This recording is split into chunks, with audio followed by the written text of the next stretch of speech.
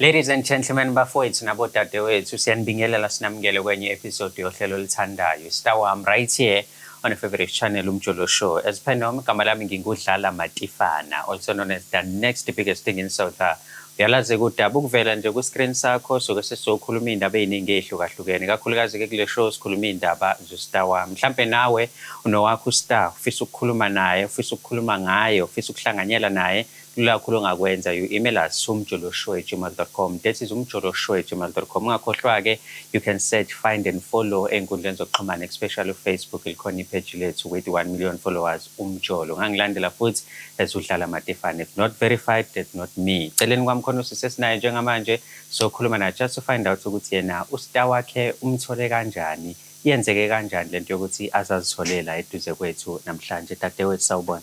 Yebo bhuti. Kunjani mama? Ngiyaphila njani? Siyaphila. Siyajabula ukuthi sibe nawe namhlanje ohlelweni sokhuluma nawe. Asiqale nje ekuqaleni, ngubani wakabani and yini ekubekala namhlanje?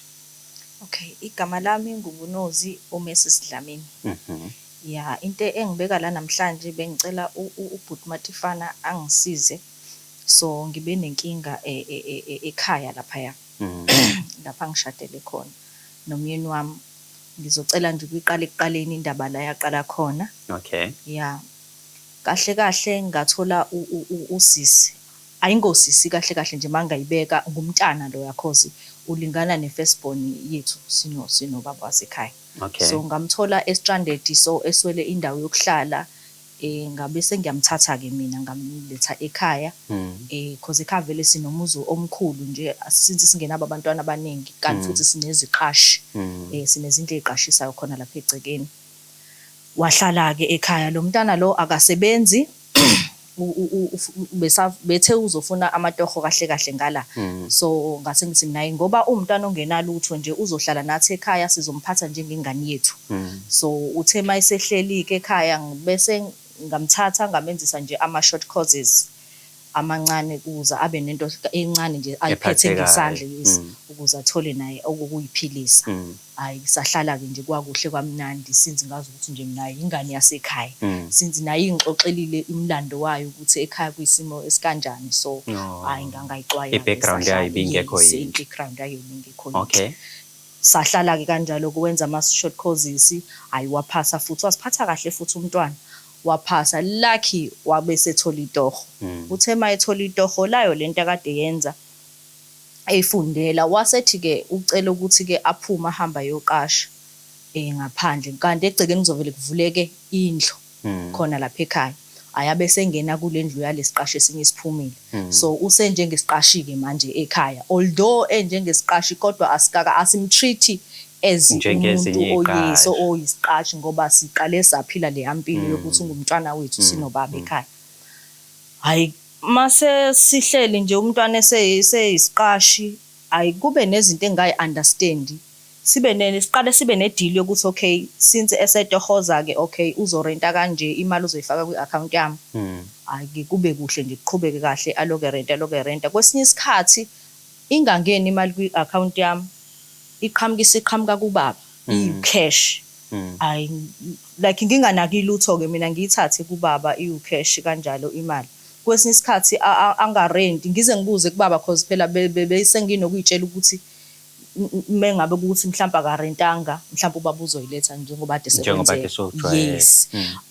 Hayi bangibikela izitori, ngithi ngiyakuyena umntana lo mntana angibikela izitori nobaba naye athi hayi man uzorenta indaba. So kube naleyo nto nje mhlawumbe iphele inyanga uphinde kuqalwe enye, ngigcine senginaleyo nto mina hawu lo mntana lona akasarenti, uyabona nje usenokungi-avoida futhi akaseyona leyanto leya yabekade akasakhululekile. Yes, usenale nto nje engazi ngayichaza ngithini, akaseyona leyanto ekade ngithi mina ingane yami yabo. So kuthi kujika ke bengihlebele komakhelwane ukuthi hayibo wenozi, unfortunately ke noma fortunately ngibizwa ngegama lapha endaweni. So bangitshele ke bathi wenozi awukuzama ukuqaphela la ufaka ihlo, kunento eyenzakalayo between lo mntana lo wakwakho nobaba wakwakho. Ngingayikholwa leyo nto mina. Hayi bese ngibeka oyedwa engimthembile nje kakhulu ukuthi hayi since ningitshela lento le awukungilethele ubufakazi because mina angiyena lo muntu okwesinye isikhathi othathela izinto phezulu yabo ukuthi uthi mawusuzwa into usuyolwa yabo lokanye usuyobuza ngiye ngithanda ukuthi into ngithule ngiyibuke ngiyilandele till ngize ngibe nobufakazi ukuthi okay hayi iyona then bese ngingayikhuluma hayi ke usisi lo ayike abuthole kubufakazi hayi bayahamba impela bayamamoli kuhle nje hayi angibuyisele nezithombe athi uyabo kuthi ngelinye ilanga ngihambe ngiye emsebenzini kuvele kube khona into ethi nje awujika ubuye ngijike ngibuye mangithi ngiyafika ekhaya kanti naye ubaba ekseni uphumile emsebenzini angimazi ke yena wajikiswa yini ngoba mina ngangazi ukuthi yena usemsebenzini naye usisi lo ngangazi usemsebenzini kanti shuthi bayiplanile into yabo mangifika ekhaya hayi bandla ziyahephena I was gone mad yo ngangazazi igama lami ukuthi ngubani ngangazi noma fanele ngivele ngiwe la phansi noma fanele ngenze njani kwavele nje kwenzeka nje mesiyodwa so usisi ke ngagcina ke ngimxosha ke ekhaya ngathi nje hayi akahambi nje straight ekhaya kanti ngimxosha nje vele sengilate usisi usekhulelwe khulelwe ingane yomyeni wami yo okay ngiyayizwa indaba yakho but khona into ayivezile ukuthi ulingana ne-firstborn yakho okusho ukuthi yonke lento beyenzeka zikhona nezingane ibinjani i-relationship yakhe nezingane zakho bezimtreat as usisi noma bezibona nje ingane strange uma sathatha wasibeka egcekeni bezimtreat as usisi bezimtreat as usisi i-firstborn yami ke iye yahamba ke ekhaya cause yathola isikole ngale Cape Town so ibihlala eCape Town ke sekukhona lo omncane ke oyedwa ke so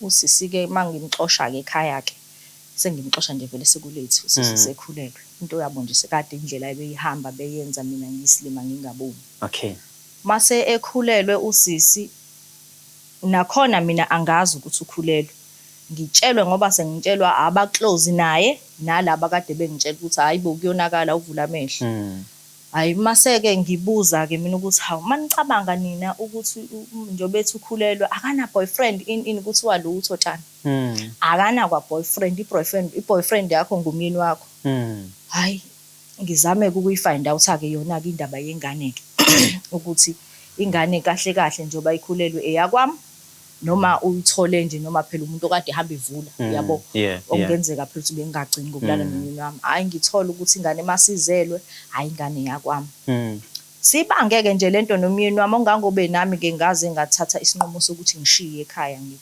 ngikhona la emzini wami ngigoduke ngiye ekhaya hayi silungisa indaba zokuthi siyahlukana ke nje total hayi azame ukuthi angincenge ke size sibuyeke ngibuye-ke ngize ekhaya ke ayi noma sihleli yena uyayiphika yona lento noma sihleli kodwa nje ekhaya akukho akusafani nasekuqaleni mina nginale yanto leyayithi nje wazi wangenza isilimi iminyaka emingaka kuthi ngelinye ilanga bese ngenza iplan yokuthi ingane isithe ukukhula nje kancane yakhe bese ngenza iplan yokuthi ngifuna ukuyibona live ngale ukuthi beloku bengikhombise izithombeni ukuthi hayi iyafana nakwakhe iyafana nakwakho ayenzeke ke iplan ke ukuthi ingane ngiyibona hayi ingane yakwami bhuti eyakwami ingane bhuti but still umnyeni wakho usayiphika still nje umnyeni wami nje usaphika mangithi ngiyalandela futhi kwizinto zakhe yena yize noma ethi uzama ukuthi athembeke kodwa ikhona le yanto leya mangithi ngiyabheka ezintweni zakhe kunemali lokho iphuma kancane okay iyaphuma nje every month imali iyaphuma every month imali mangibuza usi le mali le iya ngalapha ngoba phela ayikho imali ekufanele ngingayazi ukuthi le iphuma iyapi le iphuma iyapi le hayi angichazelwa ukuthi chazelwa ngayo but iphuma inyanga nenyanga iyaphuma le mali inyanga nenyanga iyaphuma uyabona nje mehola nje nge15 iyaphuma mayehola nje nge15 iyaphuma payday yakhe 15 iyaphuma le mali so uveze ukuthi wamxosha usisi ekumxosheni kwakho aniphindanga nakhuluma akakuchazela ukuthi ingane yababa wekhaya uzibonela indlela zakho no asiphindanga saba nokuxhumana nosisi ngibe nenhlanhla yokuthi kube nabantu abaxhumene naye usisi eceleni abakwazi ukungilethela information that is why ngibe nokuthola mina ukuthi kahle kahle kuqhubeka lana so umyeni wakho njengamanje uyazi ukuthi ufuna into kanje noma yena uzibonela unkosikazi nje othembekile kuyena naye afuna ukuthembeka kuyena akana idea ukuthi uze la kwisho and ufuna ukuthola iqiniso? No, ubaba akanayo idea yokuthi ngizela ngizofuna i-ID, ngizele mina ngokwami. Ngizele mina ngokwami ngoba mangizama ukukhuluma naye akafuni ukuphumela obala. Akafuni ukuphumela obala. Okay, yini ke wena oyifunayo ngokuza la kwishow? Ukuthola iqiniso, ukwazi ukuthi le mali ephuma yenganeni noma kwenzakalani? Yini nje njengoba ula kwisho namhlanje, yini oyizele kwisho othi mengingathola yona umoya wami uyoba nokuthula? Yes, into engiyicelayo mina la ekhaya namhlanje ukuthi ngithole iqiniso ukuthi imali ephumayo kahle kahle isuka yaphi. Le mali ephuma every month kahle kahle. Ngcono nokuthi iphuma just once, iphuma every month njalo nge-payday. Iphuma every month. Ukuthi yaphi okokuqala lokho nokuthi if kuukuthi ingane eyakhe. Okay, aqala avume ukuthi ingane yakhe. Makuthi uyavuma ke angazi ke noma uzovuma yini kuwena ke. Mhlawumbe uzovuma kuwangazi. Uma ukuthi uyavuma ukuthi ingane yakhe sizama ukulungisa izinto ke because angithandi ingane ekhulele entabeni.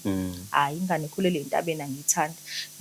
Bengizocela ukuthi mhlambe sibe nokuxoxisana naye nosisi naye ubaba if ukuthi ke ingane yakhe ayondle ngokusemthethweni okanye mhlambe ingane ibuye ize ekhaya izokhulela kuthina ekhaya. What if mhlambe basathandana behind your back noma ngendlela obuka ngayo nabo sebayiqeda izinto ayisekho into etheni mhlambe abangayakha bebobabili ngendlela obuka ngayo?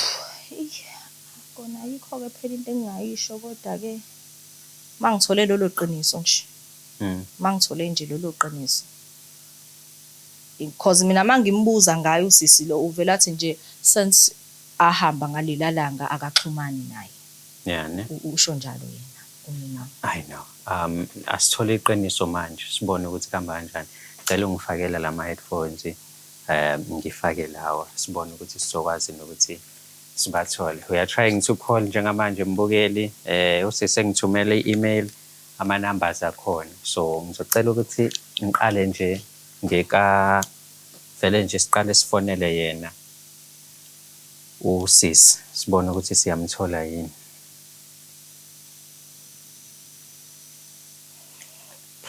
Sibone ukuthi uyatholakala yini usisi kuqala before siye kumyeni wakho.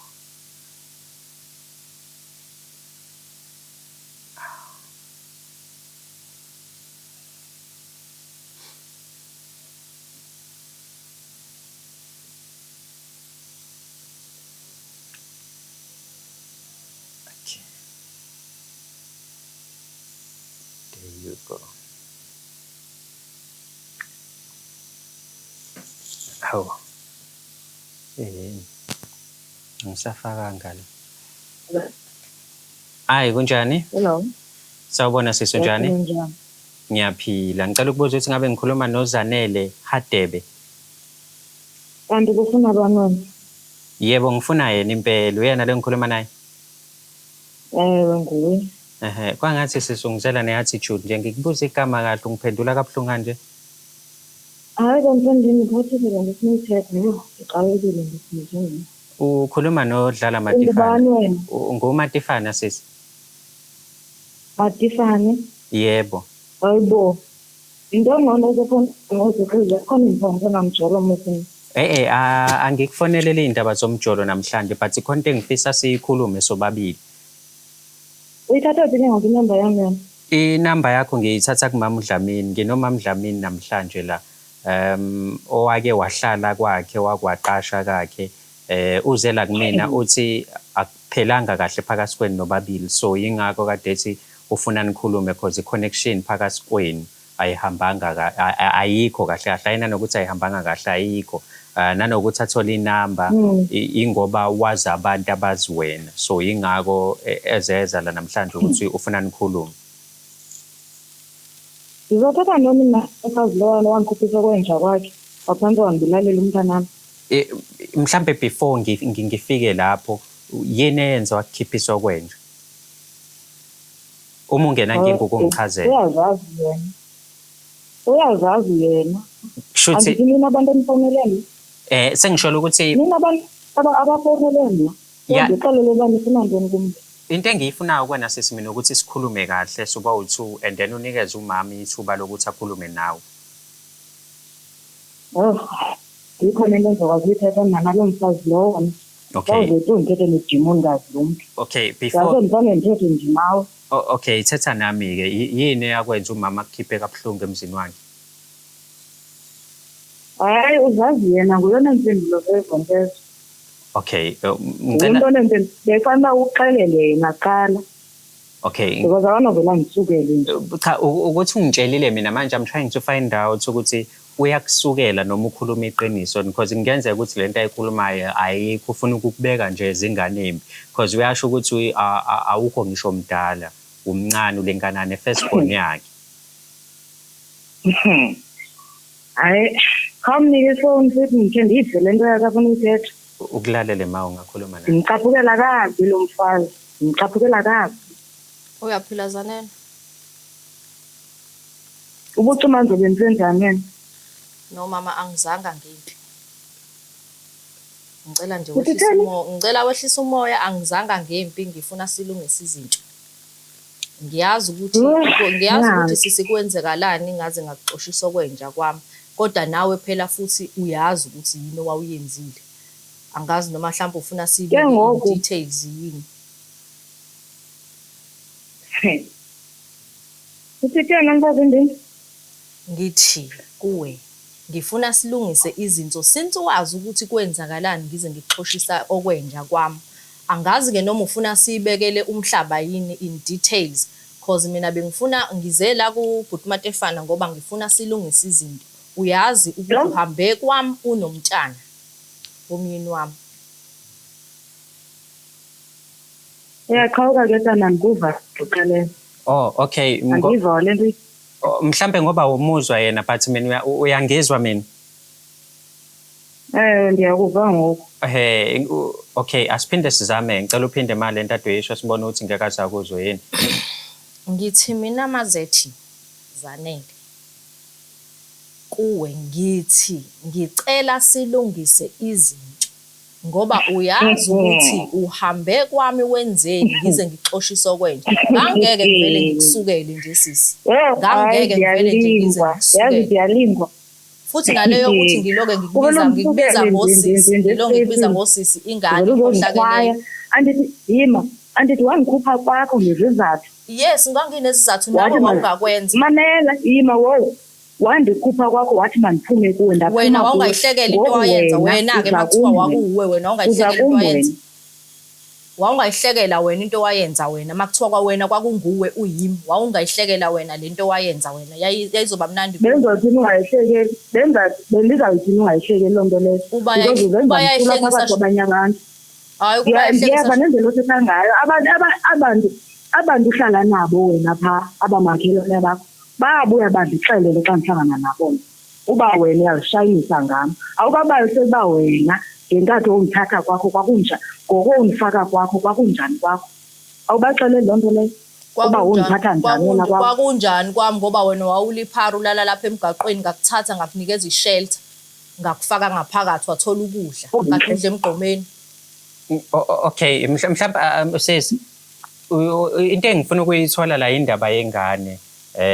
Ingane eyaba eyakho Dlamini ingane kabani eyam cha sengisho ubaba wayo ukuthi ubani ubaba wayo manje ngene nalezo cha ngifuna angizingena uzingena okushuthi ngamanye amazwi awazi ukuthi wakhuleliswa ubani ngiyazi bandakhuleliswa ngubani phela ngiyakubuza nje akho sidingo soba ndixeleleni nalo bangubani utata womntanami uyamfihla Dlamini because njengoba umama Dlamini la simply because bayikhulumile lento noDlamini mase bahlala phansi ukuthi abeze la khona bezokwazi ukukhuluma nawe so wena manje kanti bongafuni nekuvela ukuthi uDlamini wakumithisa kanibuze yena uDlamini lona ngathi nanazi ngiyonibuza nanana No, sisuyakuchazela futhi ukulalela futhi ulimpondo elinjani na wena ungalaleli. Mamela, lalela sisi. Ulalele mina manje sengizokhathala ukwehlisela umoya. Ngizokhathala ukwehlisela umoya sisi uyazi. Ungalingi ngithukele, ungalingi ngibonqana. Akutheni ngize ngiyoshada namaphondo. Lezi zinto zidwebile waqinisile. Mamela sisi. Uyakuchazela umuntu ukuthi sikhulumile walikhuluma lonke iqiniso. Mamela, thetha nomyeni wakho wena. Uhlale phansi naye nakuleni imfazwe. Awuzwa kwasemadlebeni akho, awuzwa. Ufakane xa ukohlula umthatho wena. Uyakohlula umthatho wakohlula nje. Hayi angehluli sisi wami umshado. Uyabona njengoba ngizolungisa izinto nje ingoba wami umshado sisubambile ngubambe ngesandla. At least ke mina ngishadile wena usisidwedwe ke wena ke sohambe simithiswa yona wonke amadoda. Usisidwedwe sisi. Sambe sivula sigqibele singazazi ukuba simithiswe ngubani. Awukwazi uqina endlini. Ufakana nje nendlu ukugcina umfazi. Yes, standard sami. If ungifaka inzipho standard sami sisi. Uziphukuphuku somfazi. Level yami sisi. Uziphukuphuku somfazi esingakwazi uqina umzi wayo esingakwazi unakekela abantwana bakhe. Uzokhelelana khona. Wawukhona nje wena wawuzokwenzani? Wawuzokwenzani wena? Wawuzolala nje. Wawuzolala ngithengele iphedi, ngithengele iphedi. Ngoba kunuka khona ngokupha kwakho. Okay. Ngoba kunuka Zanele. Injizo umfazi uthini lo? Zanele, ngicela ungilalele mama. Umfazi sisingishadile mina sisingikwami ngicela kakhulu uyabona kwalodlamini owakumithiswa ngizolungisela ngomoya ndaphume ebantwini wayethe lo mfazi lona ngiphume kuphela kapho impilo nhlakasana naye ndaphuma kuye clean job nguye ozokuvela hayi mabangangisuke ngifuna ingane yami iqiniso nje kuphela engilifunayo ingane yami ingane yomyeni wami ngeyami ngikutshela ngeyami ke lo ngane kuyo yakho. Okay. Okay sis ngicela ngicela ulalele mina uyazi uyangizwa ngani? Ngiyakuzwa. Hayi ukuthi mhlambe sizokulwisa noma ngiyakulwisa noma ngifunani. Ngifuna nje mina ukuthi ingane ikhulele ekhaya eliqondile inakekelwe ngendlela eright ayiyondliwe ngokutshontsha njengako ngibuza wena ukuthi Jonga mamela Matifani mamele kahle ungizwe kahle. Yebo. Uyandizwa? Yebo. Uyabona lo mfazi indoda yakhe bayikungifaka nezingxakini zakho. Akathethe nendoda yakhe. Xa ufuna impendulo bangazikhangeleleni wakhe. Okay. Bayikungifaka mina ndaphuma mina kubona. Okay. Bayikungifaka. Umntana nami ngowami ayingowami. Okay. Umntana wami. Ngicela ungibambele kanjalo nje ngicela ungibambele kanjalo unganyakazi ngizama ukumthola la. Ngazi uzibhadi mntakabawo. Okay, ngicela ungibambele kanjalo sisi ngiyakucela. Sama ukubona ukuthi umyeni wakho sizokwazi nokuthi simtholeke manje.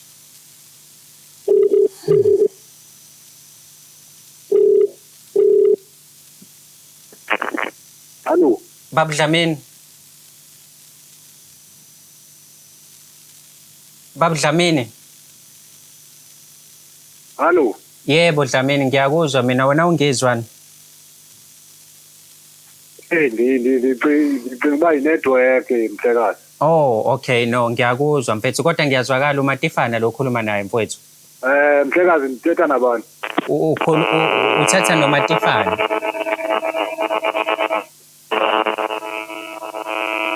Uyangizwa mfethu? Indawo kuyona baba. Awuzama ukushiftha mfethu indawo kuyona cause kunomsindo onguzwayo ndawuze kahle emadlebeni. Uyangizwa kodwa manje? Ya ndiyakuva ke ngoku. Unento eqhawukayo apha efonini. Hayi. Ngiyaxolisa ukuzwa lokho mhlekazi. Hayi kodwa seku-right. Okay, lalela mfethu Matifana lokufonelayo and njengoba ngikufonela kubi mfethu nginomuntu wakho la nginoma wengane yakho uZanele nonkosikazi wakho. So baxabana la sifuna nje mfethu iqiniso kahle kahle angifuni ukudla isikhathi sakhe esiningi. 2 minutes of your time. Ingane kaZanele lo wehlala kakho wasuka ekuhlaleni warenta emva kwaloko benibonakala niphithize. Eyakho ingane noma zikhiphana? Imake mhlekazi. Nake mhlekazi ungabutagabadela kakhulu. Lento uthetha ngayo andiyazi.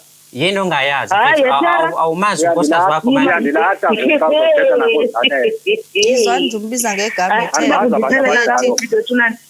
Dikazi lempondo bo. Uzama ukuthi lo mamela uzama ukuthi lo mntana ungubani into naye angikwazi yethera ungakulingi undilingena ungalingi undenze kanjalo uyandaba ndizwa kanjalo lo mntana ndihlala naye apha endlini ucimana ndazilala ndamitha lokho ndazenza lo mntana hayi nobufanele andinguye lo muntu ucimba ndinguye babule ngundithatha amasana akuyena noThera lo ngikhuluma naye Ethera kuye kanye Ethera hayi manje ngaqheleka kubi manje ngaqheleka kubi mina manje ngaqheleka kubi ngisukelwe ngifone call lapha ndihlele lapha endlini jonga apha Thomasana ndimamele hey wena jonga thetha izothatha hey ngithi thetha incwadi zakho nomfazi wakho ungandifaki mina ingenaphi mina ningixakekisa umntanami naku nje uthi awundazi ngoku uphika umntanami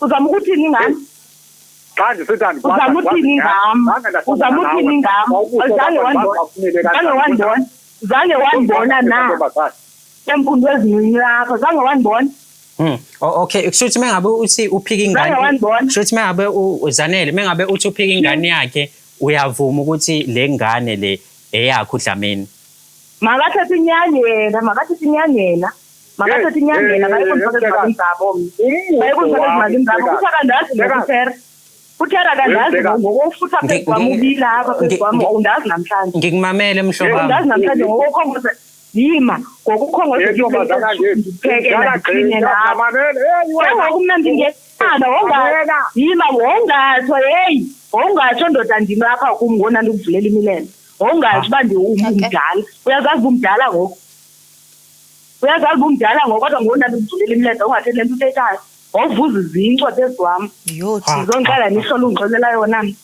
ungakulungi uqhele kakubi mnathera ungede nongaphuma imvezi amabili ungafuna imvezi amabili usebalekile uThera la ngicabanga ukuthi unenkinga ye-network angazi kwenzakala ufanele ubaleka hayi yakho network ubalekile ufanele ya ngicabanga ukuthi unenkinga ye-network uyabaleka but khona into engiyizwile uyisho efaka ukuthi ingane yakhe uyayiphika mani kahle kahle uyavuma ukuthi ingane eyakhe ubaba uDlamini makathethe inyani uThera khona ngiyayithetha makathethe inyani ngicela ungibambele kanjalo ngiphinde ngizame ngibone ukuthi ngiyamthola yini because ngigcine ngiba nenkinga yokumthola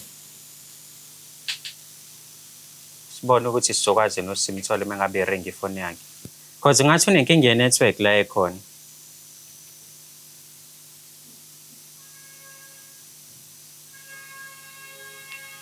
ayisaringi ngisho ukuringa yo useyishile yo amampondo mengabe ngangishada amampondo kwakwenze njani you have dialed is not available at present. Please try again later. The subscriber you no Zanele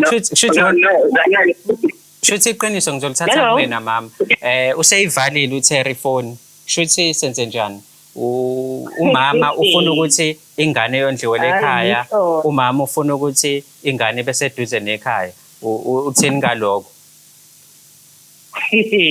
mna xa icinga yena apha engqondweni yakhe lo mfazi lo ephilile nje emdala ngangwengaka nje ndingathatha umntana wam ndimse phaa kwakhe ogqiba kwazi umbulala kakuhle ngoku wayefuna umbulala esesiswini okay but ngifuna ukuthi ngokwaphansi wambulala esesiswini so mna ndiphinde ndimse phaa bayombulala ngoku asoze okay ngicela mhlampe kokugcina ngizama ukuthi ngiphinde ngimzame uThera mhlambe ngibone ukuthi ngiyamtholani because ngibone ngathi ukuthi asikwazi ukuyiqeda le episode ngaphandle kwakhe because izimpendulo eziningi ziphethwe uyena yabo hayi mfoneleni ubaleka amabili la wakhe okay ubaleka amabili la wakhe okay ngicela ungibambele kanjani siphinde sizame futhi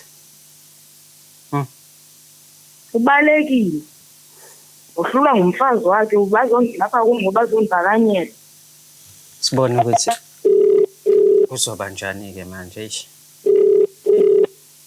because angikholwa ukuthi iy'mpendulo ey'ningi zikuyena Thera nemfethu angazi mfethu inetwork yakhe iyahlupha kanti manje iy'mpendulo ey'ningi zikuwena sikwazi ukukudedela mfowethu hayi noba indawo endikuyo wena mhlekazi kodwa ndicinga uba sekurayithi ubalekile lo ubaleka inyani ayikho le yini ndaba lokuphika kumama ukuthi wena unengane ngapha unengane noZanele uyiphikelani loo nto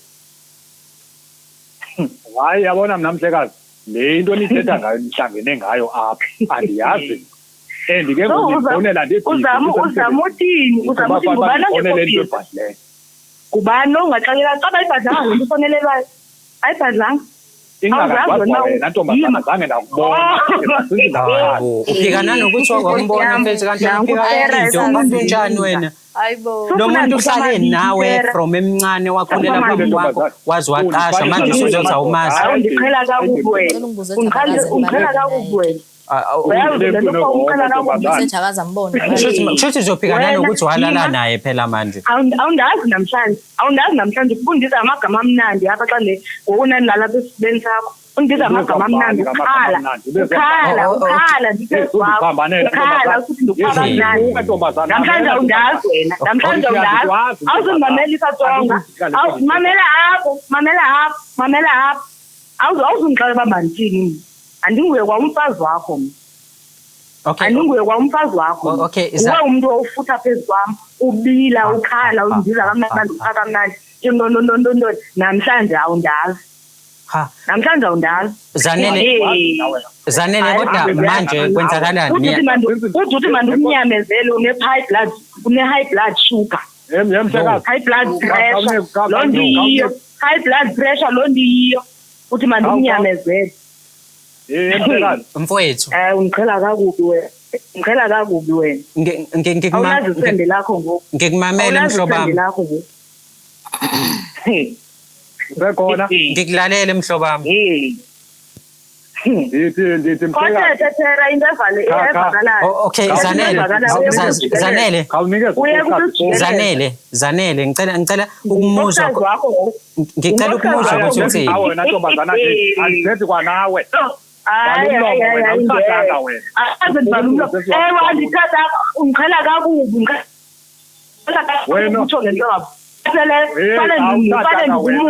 ndikumunwe uhlulwa ngumthetho wakho wena nomfazi wakho uhlulwa ngumthetho wakho Zanele ndizoyichitha ngoku ukukhamela apha kukum ngaphakathi awusithi kwenzeka ntoni alengane hayi Zanele ubumce ngumfazi wakho ubumce ingane umfazi wakho ngokufakayo apha phakathi kum Zanele ngokulala nam wena ubumce ingane umfazi wakho na Zanele ngiyakucela mama ngicela ungilalele ngiyazi ukuthi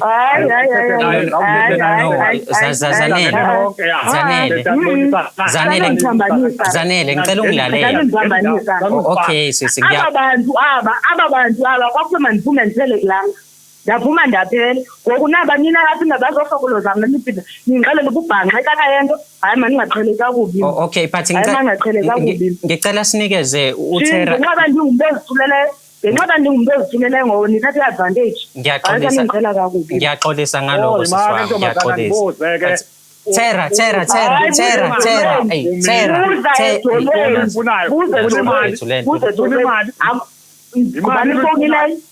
ngubani lufowunileyo ezimali umane undifakela zona kanti zezantoni wena ezimali umane undifakela zona zezantoni kutheni ungakuyicaci senze loo nto leyo hayi uqedile sinyane uyayikhuluma uqedile-ke mfethu namanje usaphika usisesho ukuthi kwenzakalani hayi mhlekazi kumake ndiyayiqonda ke umngiyiqondayo ngoku hayi umngiyiqondayo ngoku into wena umngiyiqondayo ngoku into yoba sasiye sayithetha yangathi idlule sigqibile so ndiyamangala ke ngoku xa iphinde ivuka angithi wena wafihla wayiphika wena ingane wathi akuyona yakho angani unkosikazi usezitholela ndlela yakho ukuthi le ngane yakho ufuna ubhidlisa umthatho wami uye lo Zanele ndathula apha uthe mandithule engathethi into nomfazi wakho because mna ndandilo kwaseqalekeni mama simxelele nesenzekayo uba ndimithi ndinomntana wakho wathi umfazi wakho yamazicofu wakhe mandithule mna uzondihoya wathi uzondihoya umntana msozalami ukhona ngoku uzongixelela amasiko undixelela wona yo Zanele ngicela ukukubuza Thera thula Thera yazi Thera ngeke siqede Thera unkosikazi wami wonke luhlanganise yonke lento yazi bafethu labantu yabo bekhuluma ngoba u2 ngeke ayikho into esizoyithola uboqasisa uthetha nabani. Okay Sarah ngicela uthule mfethu kancane. Okay Zanele ngicela ukukhuluma nawe wedwa. Umama ubefuna iqiniso walithola. Uma sewathi ufuna ukuthi alungise izinto ingane ibuyele ekhaya noma ifike ngokuvakasha. Mhlambe-ke wena uyasinika yini lonto uthi ngoba sowushilo ukuthi ingane yakho Dlamini ngithe awuthule wethera hayibo umntana wami uvulephi wena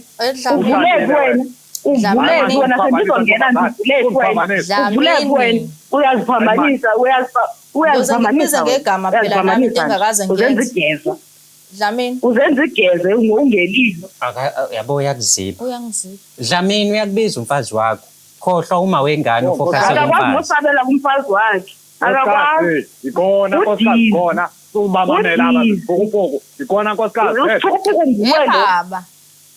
baba nkosikazi ongazinesende lakhe baba nkosikazi ngelodwa ilanga ungizwa ngikuphakamisela umoya kodwa kuzofika ikutheni ngize ngiphakamiseleke namhlanje.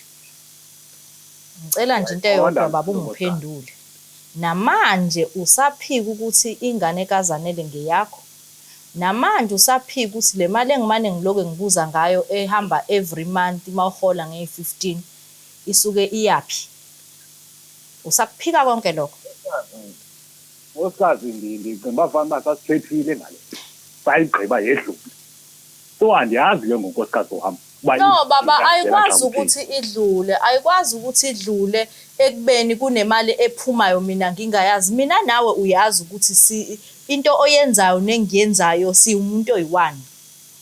Into engiyenzayo uyayazi nawe oyenzayo nami kufanele ngiyazi. Kodwa iyodwa qha into engingayazi mina empilweni yakho yile yale mali engingayazi ukuthi yapi nge15. Yabo nje mayehola short case mhlambe nje kudlula 2 hours iyaphuma ngemali. Mangibuza ngayo ubheka le abhekele akafuni ukungitshela into eqondile. Mangibuza ngale ngane le kaZanele akafuni ukuphendula ngayo akayikhuluma into eqondile. Lapho mina senginobufakazi ophelele ukuthi ingane yala ekhaya uZanele wahamba ekhulelwe. Okay angisaxabanike noZanele manje ngifuna silungise into ukuze sikwazi ukukhulisa ingane kahle. If yena evuma ukuthi ingane yasekhaya, if kuukuthi ingane kaZanele eyakhe, ingane yakwami le angeke ngize ngivumele ukuthi iyondliwe ngokuntshontshwa, angeke ngize ngivumele ukuthi ikhulele ezintabeni ekhaya ingezi. Ngoba egcineni kuyoba buhlungu, kuyoba sengazi ukuthi ima isikhulile, kuyoba sengazi ukuthi mhlawumbe ayikhaya yayingezi noma mhlawumbe ekhaya ayikhondiswanga ngoba naku mhlawumbe kuukuthi kwakukhona istep mother. No.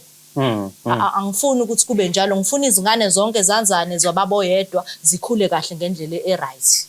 Thera uzwele ukuthi unkosikazi wakho uthini right? Mefika endlini nilungise lento ayikho into ozoyiphika sekucacile ukuthi ingane eyakho phela. Nkosikazi nami manje ndiphambukile ke njengendoda ndenza izinto ezirong ezikufisa inhliziyo ebuhlungu bagcina ke ngoku uhlophuka umphefumulo. Lonto ke wena nkosikazi ndiyayixolisela kakhulu. Umntana wena ngowami wena nkosikazi. Ngiyayivuma lonto. Akho nto ndiyalayo. Kodwa into ibindiphazamisa wena nkosikazi.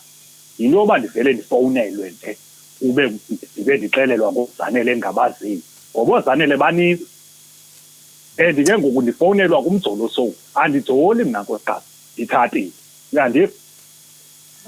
Ngicela baba ume nje kancane nje ungikhulumela manje. Kodwa ke nkosikazi. Baba uba wena. Nkosikazi. Yebo baba. Yebo baba ngimamela. Sikulalele mfethu sikulalele khuluma. Ngithi ke uba unkosikazi akanangxaki noba umntwana simthathe. Andinangxaki nami.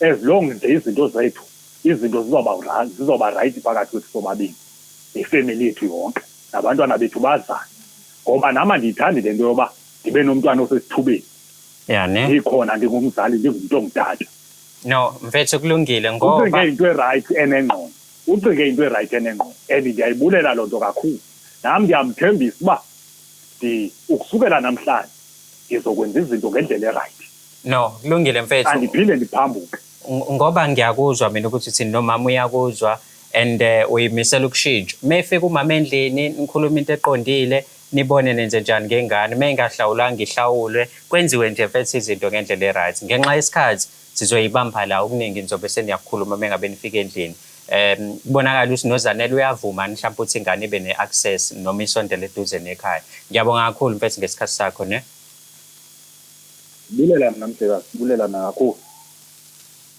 yo manje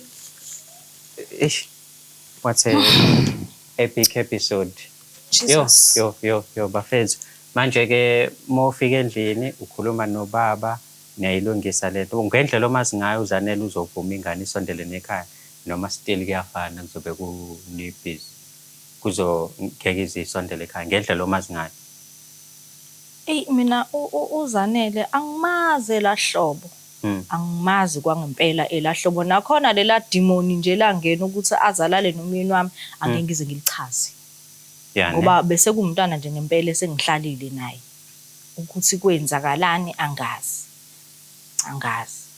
hayi no episode yanamhlanje uyayibona nawe bishisa but ngizobona kuma comment wakho ukuthi ke ubhala ukuthini ngayo cause ngokwami nje hectic ngajuluka same time ngiyashiselwa kuyimanje yazi ungathi mina umithise ngaphandle ngabanjwa indlela engishiselwa ngayo but siyabonga kakhulu ukubukela kwakho subscribe ulike phinde futhi ushare i-channel yethu Umjuluko Show siyabonga kakhulu ukubukela kwakho